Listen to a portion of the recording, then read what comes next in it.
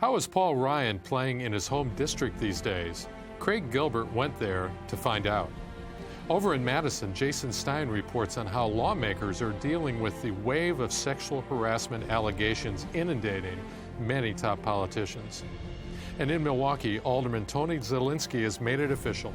He's taking on Mayor Tom Barrett in the 2020 race. What are his chances?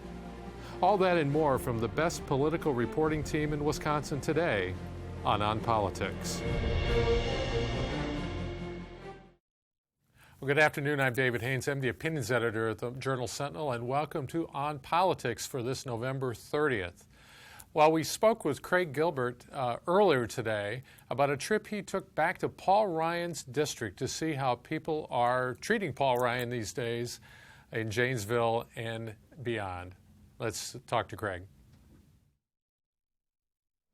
So, Craig, welcome back to OnPolitics. You were in Washington today, but you were back in Wisconsin in Paul Ryan's district. And talk a bit about what you found when you did some reporting down there. Well, people have definitely kind of polarized over Paul Ryan. You know, what's interesting about him is in the past, he's a Republican who's often got a lot of Democratic votes. There were a lot of people that didn't agree with him on the issues, but kind of liked him and thought he was a good guy. A lot of that has disappeared because of his speakership with Republicans in control, and because of President Trump, who's a very polarizing figure, and Paul Ryan, who had criticized Trump during the campaign of 2016, has been much more supportive speaker, obvious political reasons, but that has really kind of lowered his esteem among non-Republicans, among those kind of moderates and liberals and Democrats who kind of liked him as, you know, despite his Republican Party affiliation before. And so there's a lot more polarization. And the other thing that struck me is that people, you know, really get in his constituents really sort of get the box he's in politically as speaker with Trump as president. They kind of get the fact that, you know, Trump isn't really his guy, and they get the fact he's kind of trying to walk a tightrope. But for some people, that's sort of okay, and they kind of maybe even sympathize with his position. But for others, it has changed the way they view him because they feel so strongly about President Trump that they will never vote for him again. Yeah. So how do you think this plays in 2018? He has a fairly strong challenger. What would have to happen for Paul Ryan to be in any real trouble for re-election? Yeah, well, if you go back to 2012 when he was on the ticket, he had his kind of lowest victory margin ever, but it was still 12 points. And people had polarized over him because he was on the ticket with Mitt Romney a lot in that race, and it still wasn't enough for him to lose. So it's not enough for people to be polarized. It's not enough for him to kind of lose whatever Democratic support he had before.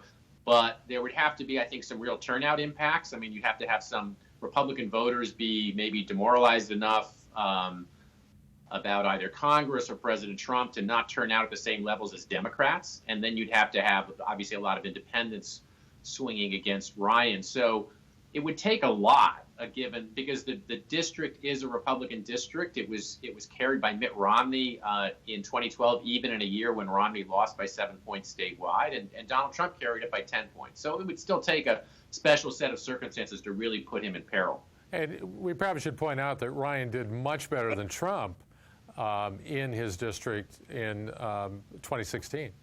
Yeah, he did. And, you know, of course, he didn't have a really strong opponent. So you have to discount that a little bit. But what's interesting about Paul Ryan's district is, you know, if there's sort of a battle for the soul of the Republican Party, there are parts of Paul Ryan's district that are more kind of Ryan Republican, which is, you know, I would say in the suburbs around Milwaukee and Waukesha and closer to Lake Michigan. And then there are parts, the more rural parts and a little bit maybe west of the highway, that are a little bit more Trump Republican, and where Paul Ryan was getting a lot of pushback during the campaign when he was criticizing Trump. So there's an interesting kind of wrinkle within his district just among Republican voters, and that's part of the tightrope he's walking. So I know you didn't go down there to report this, but what kinds of things did you hear about Trump in Ryan's district? Well, you know, both in the trips I've taken to southwestern Wisconsin and southeastern Wisconsin, even talking to Trump voters, you know, nobody really likes the tweeting. I mean, nobody really likes, well, some people do, but most people, and even a considerable number of Trump voters, are kind of disconcerted by his behavior and his sort of communication style and his language and rhetoric. Some of those people are just trying to work their way through that, and some of them are diehard, hardcore supporters. But it's kind of wait and see for some people. I mean, even on the tax issue that is coming to a head in Congress. I mean, again, on both trips, it sort of struck me that this is not like a front burner issue for a lot of people. I didn't hear a great clamor for a tax bill, and a lot of people still don't really know exactly what's in it. So it's going to be really interesting to see how that particular debate plays out going into the election cycle, because one of the dynamics in Ryan's race is going to be, whether people like or don't like the policies that a Republican president or Republican Congress are generating. All right. Well, Craig Gilbert, thanks so much. All right. Till next time. So now we're back in our Milwaukee studio with Mary Spacuzza, reporter for the Milwaukee Journal Sentinel, and Dan Bice, a columnist. And let's talk a little bit about Ryan's opponent, Randy Bryce. Some news on him in recent days. Sure. There are actually two Democrats running. But Randy Bryce is probably the Democrats' best hope for knocking off Paul Ryan. He's gotten a lot of attention nationally. Just this week, he got a very positive profile in Newsweek, in which they said that he's the type of candidate would help the Democrats get control of the working class again. And a lot of these things are focused on his bio. We've been looking more at some of the details about him. I wrote last week about how he had not paid child support he had fallen behind on his child support. Didn't catch up for a couple of years, and eventually paid that off after he got in the race. And then more recently, he had a loan that he took out in 2002 to buy a car, and he never paid it back. It took him 15 years. And so it went from a $1,700 loan, and it eventually, he ended up paying $4,300 plus interest, including interest and so forth. So, and obviously Republicans have been happy to respond to that. Interestingly, today, Bryce sent out a fundraiser using that story to say, I'm one of you, I have financial problems, please give me money with this campaign. So he might be a different kind of Democrat, but he does know how to handle controversy. So Craig talked about, Mary, in his spot about how Ryan is probably may not get as many of Democrats or independents as in the past, but he's still really strong. Randy Bryce, how do you think he's playing so far, even given the problems that Dan has talked about? I think he's certainly gotten a lot of national attention, certainly more than the other Democrat hoping to unseat Ryan, Kathy Myers. I've seen him with celebrities smiling in photos all over Twitter, so he's certainly doing a very good job of getting his name out there and getting attention. Union angle in a union area? Or sure, and his announcement video went viral of kind of a, working class person from the district trying to unseat Paul Ryan, saying Ryan is out of touch. Paul Ryan's primary opponent last time was someone who ran a national campaign but didn't run a very strong local one. That'll be the difference here, even though Randy's getting a lot of money, $1.4 million in the last quarter, which was more than what Paul Ryan got. He got 1.1. I'm sure he can get more if he wants to. But the thing is, he needs to run a campaign that's both national, getting the money, and playing off the fact that Paul Ryan is very unpopular nationally with a approval rating in the 20s. To take that and to bring in money, but he's got to build a strong local campaign, and that's what we've not seen yet. And Ryan has tended to do very well in his re-election bids, and has done very well. And Randy's run before for various offices and lost every time. So, the big question is, can he do something different this time? All right, let me ask you both real quick, and then we need to move on. But what would be a sign from Paul Ryan that he's taking this seriously? I think if we start a lot of opposition research, a lot of he tends to not really acknowledge his opponents too much. Right. So I would think that if he starts criticizing Bryce or trying to face that head on, or and it's doing funny a lot of because opposition Bryce has been accusing Paul Ryan of leaking those stories to us about that, but I haven't talked to the Ryan campaign at all. The first they knew about any of these stories is when they appeared. But I think. They would probably prefer that these stories come out 8 months from now, not right now. Right. I think the opposition research, and then secondly, there's been criticism that Ryan has not done many town halls. He's not really gotten down on the ground, talked to people. So if we start seeing him show up a little he more. He did that CNN town hall, which was But I think if he's doing a more hall. traditional meet and greets with people, then you're starting to think, okay, he thinks there's a little bit of an issue here. All right, so let's move on to another issue that is really engulfing the whole country, the sexual harassment allegations, and we'll talk more about that with Mary and Dan in a minute. But I spoke with Jason Stein about how the legislature is reacting to those allegations.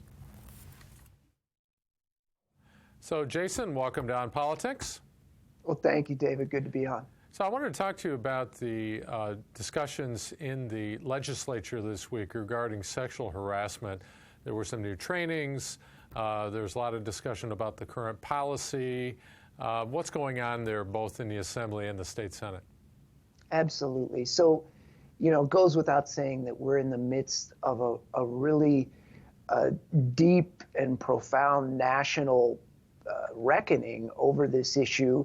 And the legislature is trying to grapple with it as well. So there's more training being done of the existing standards, and journalistic organizations are, asking for findings of past cases of sexual harassment or other types of discrimination within the legislature as a workplace, and that has sort of sparked this debate over, when those findings should be public.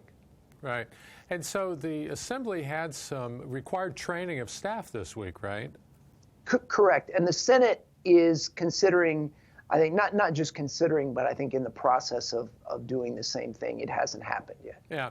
And the Assembly leader, Speaker Robin Voss, has said that allegations of sexual harassment are not going to be made public. What's his reasoning there, and what's been the pushback?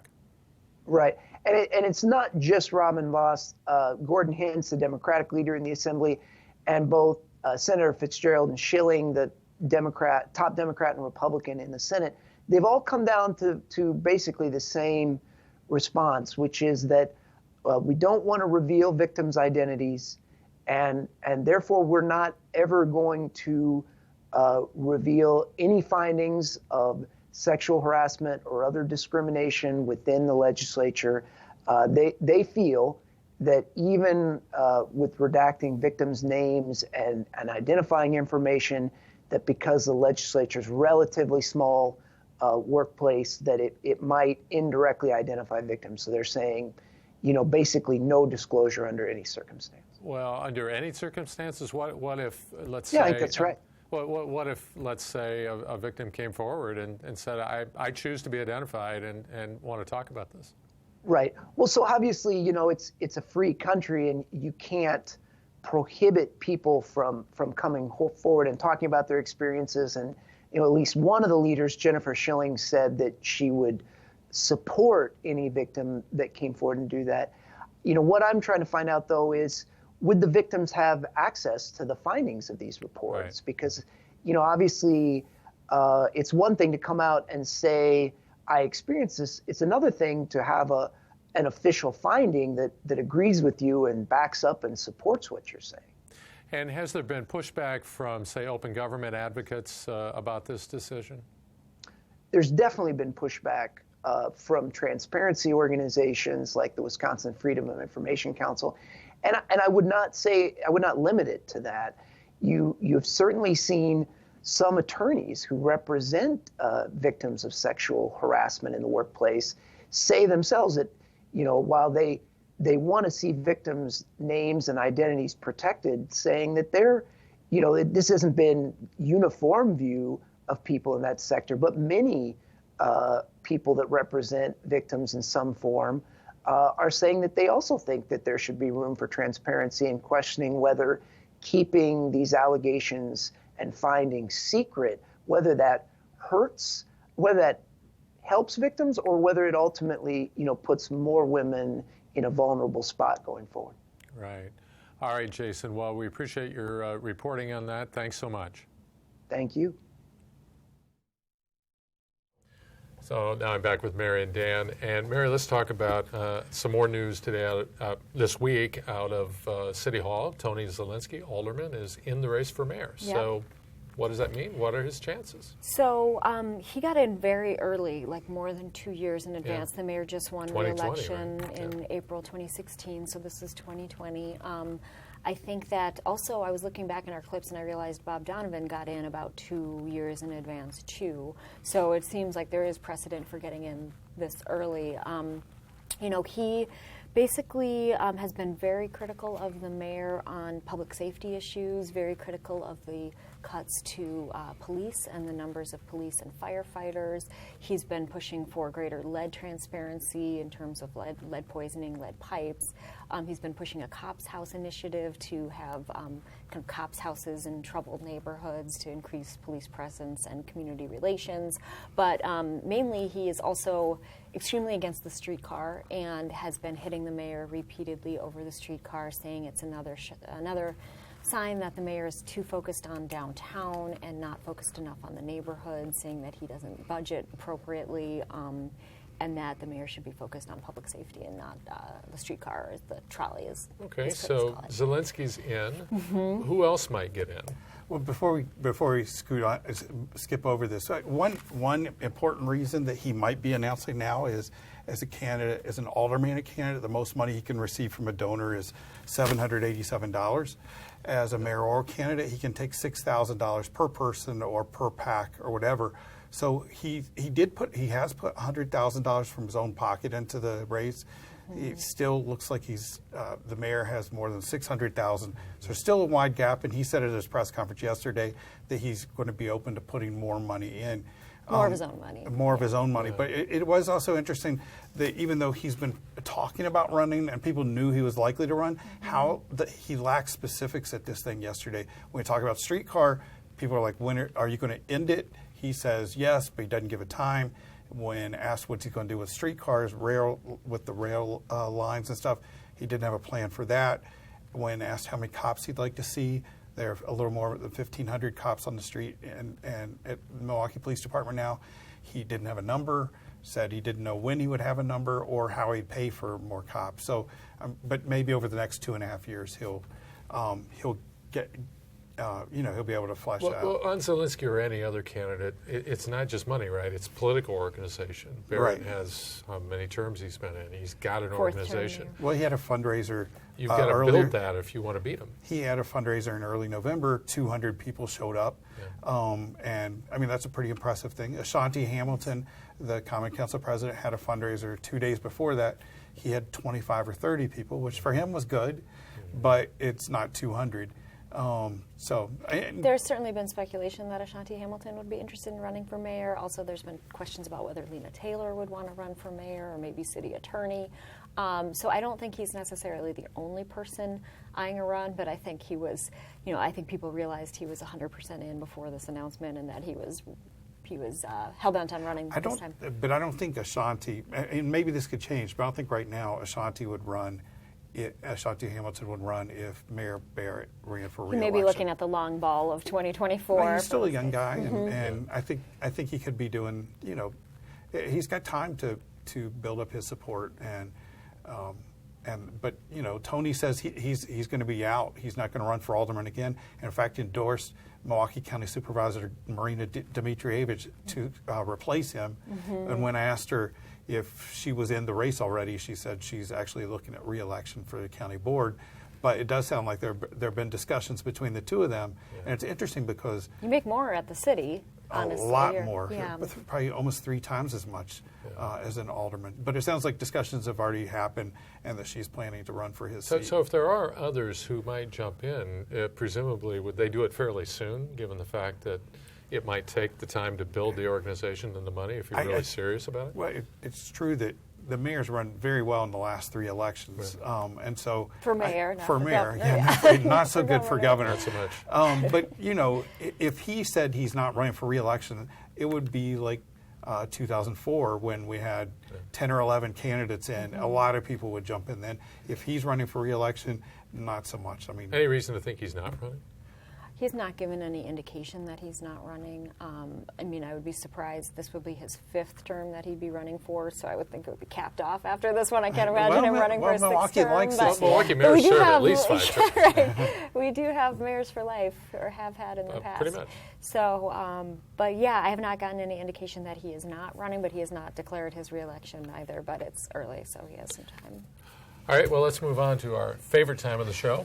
Winners, losers. Winners and losers. Dan, I want to start with you first. Who's your winner? My winner was Foxconn. They cleared another hurdle this week with Racine County approving the sale of bonds for them, even though the vote and the action is going to cost Racine County and its bond rating, which has already dropped. It's an important hurdle for Foxconn, and obviously it looks like it's on this way. So is the bond rating thing just sort of something that happens, or is that something we should be It's not a major downgrade. It was just one tick, but it is interesting that Wall Street isn't looking on this just as an incredibly positive thing, because the amount of money that's being given is an incredible amount of money, both by the state and by the community. All right. So who is your loser? Actually, following up on what Jason was talking about, the fact that Robin Voss said that preemptively he won't release the results of any investigations of sexual harassment by members of the assembly. That's, the fact that we know of one case in particular with the former majority leader who was, who was accused of sexual harassment and eventually was removed from office as a result of that.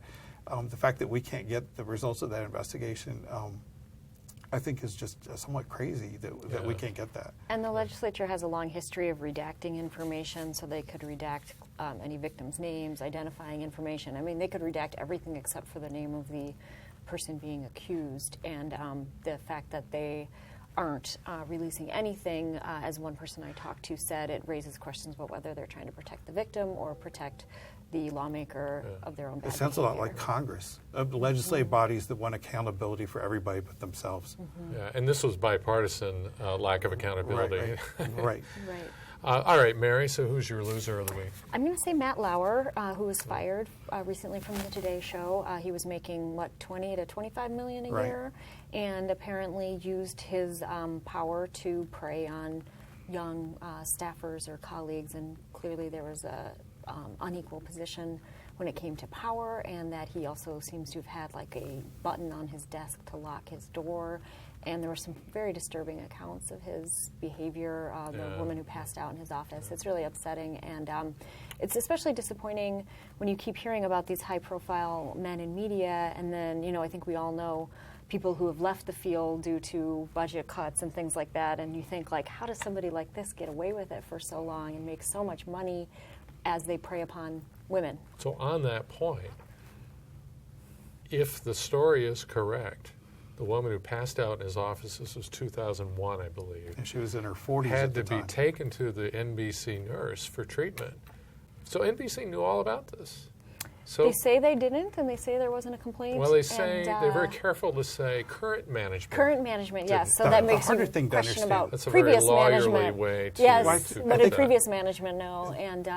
And it does sound like there were other women who have complained about him or come forward since then. Right. So I would be At very least 8. curious about that But timeline even- of who knew what when, because clearly some people knew about it. But even if they hadn't filed complaints with Human Resources, it's true that Variety magazine has been looking for 2 months at this issue.